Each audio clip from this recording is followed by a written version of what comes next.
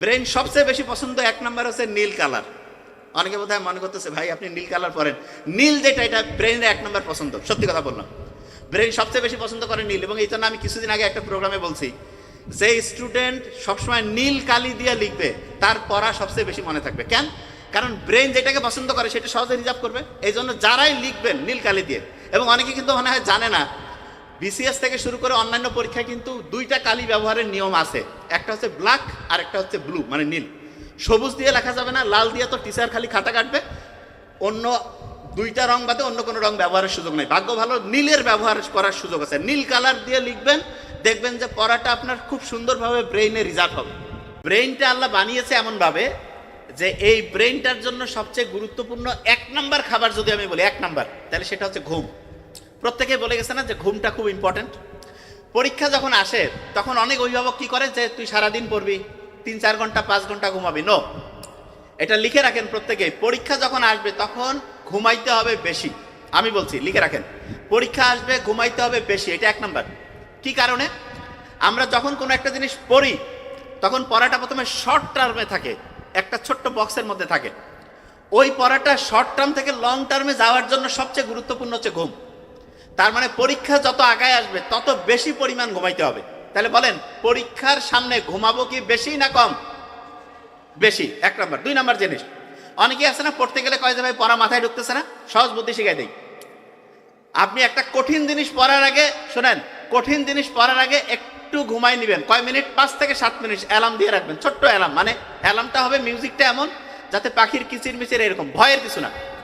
5-7 minute ঘুমায় আপনি উঠলেন, উঠার পরে আপনি আবার কিচির মিচিরের একটা অ্যালার্ম দিবেন, অ্যালার্মটা দিবেন 15 থেকে 20 মিনিট, এবং টার্গেট নেবেন যে 15-20 মিনিটে এই পড়াটা পড়বো। অবাক হয়ে যাবেন, ব্রেন যখন দেখে যে আগের থেকে আমি টার্গেট ফিক্সড করে দিয়েছি, তখন ব্রেন ওই কাজটাকে সফল করার জন্য খুব দ্রুত ওই পড়াটা কমপ্লিট করবে। এবং পড়াটা যখন কমপ্লিট হয়ে গেল 15-20 মিনিট পরে আবার 5-7 মিনিটের একটা চোখ বন্ধ করে ঘুমাবেন, যে ভাই এটা আবার কেমন কথা। হ্যাঁ, এটা খুবই গুরুত্বপূর্ণ। আপনি ঘুমানোর মাধ্যমে পড়াটাকে শর্ট টার্ম থেকে লং টার্ম যে মেমোরি সেন্টার আছে সেখানে রিজার্ভ করবেন। যে কোনো গুরুত্বপূর্ণ পড়া পড়ার আগে একটু ঘুম, তারপরে একটু পড়লেন, তারপরে একটু ঘুম, এটা সবচেয়ে ইফেক্টিভ। পড়াটাকে স্যান্ডউইচের মতো একদম শর্ট টার্ম থেকে লং টার্ম মেমোরিতে রিজার্ভ করে ফেলে।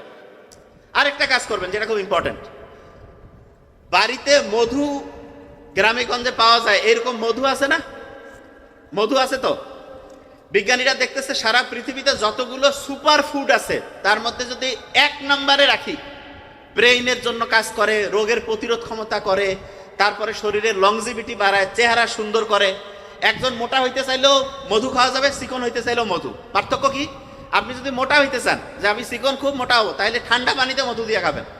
আর যদি কন যে আমি একটু মোটা সোটা চিকন হইতে চাই, তাহলে গরম পানিতে মধু দিয়ে খাবেন। বিস্ময়কর ব্যাপার। তার মানে মধু যে কোনো লোকের ক্ষেত্রে অসাধারণ। এবং এই মধুর সাথে বাড়িতে যে টক দই পাওয়া যায় না, টক দইতে একটু মধু দিবেন, দেওয়ার পরে যদি ওই খাবারটা খান, ব্রেনটা আপনার হচ্ছে ওই যে ওই সুপারগুলো যেমন একটা জায়গায় একদম আঠা চমৎকারভাবে লাগিয়ে যায়, ঠিক তেমনি করে মধু এবং তার সাথে হচ্ছে টক দই মিক্সড করে যদি খান, পড়াটা দেখবেন খুব সুন্দর করে মাথার সাথে একদম লেগে যাবে। তাহলে এইটা খুব একটা ইন্টারেস্টিং খাবার, মধু এবং টক দই। খাইতেও মজা লাগবে, ব্রেইনের জন্য খুব অ্যাক্টিভ হবে। আর একটা জিনিস বলি, অনেকেই পড়ার সময় কি করে, একটানা পড়ে। নো, এই কাজটা করবেন না। পড়ার ক্ষেত্রে সবচেয়ে গুরুত্বপূর্ণ হাইয়েস্ট একটানা সবচেয়ে যদি বেশি পড়তে মন চায় 25 মিনিট, সবচেয়ে বেশি।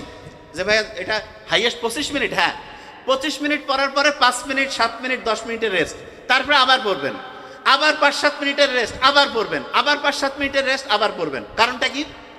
আপনি যদি একটানা 60 মিনিট পড়েন, ধরেন যে একটানা 60 মিনিট পড়ছেন, তাহলে দেখা যাবে আপনি 78-79 লাইনের মধ্যে যে তথ্য আছে সেটা মাথায় আনতে পারবেন।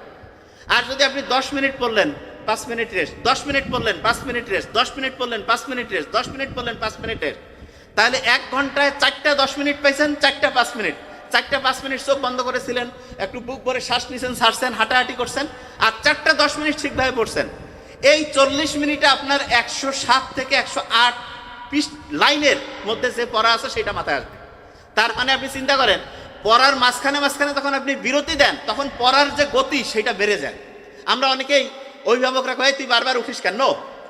অভিভাবকদেরকে জানতে হবে পড়ার কিছু স্মার্ট সিস্টেম আছে।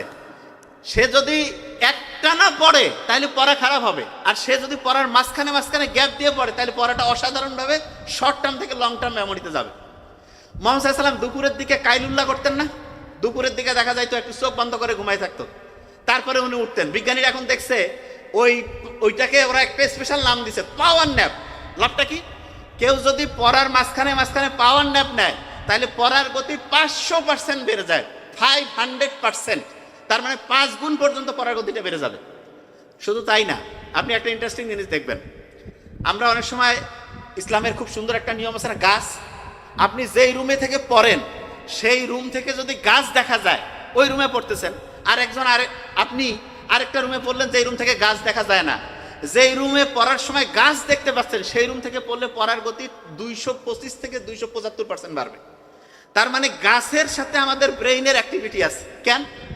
গাছের মধ্যে যে ক্লোরোফিল আছে, সূর্যের আলোর সাথে ক্যালকুলেশন বিক্রিয়া করে যে সে খাবার তৈরি করে, ওইটা আমাদের ব্রেইনের পছন্দ।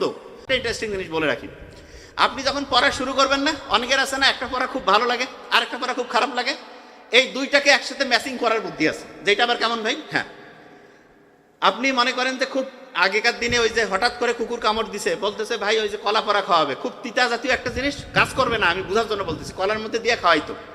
ঠিক তেমনি করে যেই পড়াটা সবচেয়ে তিতা পড়া পছন্দ আপনার না, সেটার সাথে একটা মজার পড়া ম্যাচিং করবেন। মানেটা কি? ধরেন আপনার সবচেয়ে ভালো লাগে ধরেন ইংলিশটার সাথে ধরেন যে আপনার খুব খারাপ লাগে জেনারেল নলেজ। ইংলিশ পড়লেন 10-15 মিনিট, তারপরে পড়লেন জেনারেল নলেজ, তারপরে আবার ইংলিশ পড়লেন, আবার জেনারেল নলেজ। তাহলে হবে কি, একটা পছন্দের পড়ার সাথে একটা অপছন্দের পড়া মিক্সচার হবে। আরেকটা জিনিস বলি, প্রত্যেক ঘন্টায় যখন পড়বেন না, প্রত্যেক ঘন্টায় 3 থেকে 5 মিনিট রাখবেন রিভিশন। যা পড়তেছেন প্রত্যেক ঘন্টায় রিভিশন করবেন, যে ভাই এটা আবার কেমন। হ্যাঁ, মূল পয়েন্টগুলো ধরে ধরে রিভিশন করবেন। আমি কিন্তু এখনই রিভিশন করাবো। বলেন তো, ডান হাতে কত ছিল লেখা? এই কথা কন না কেন? বাম হাতে যোগ করলে কত?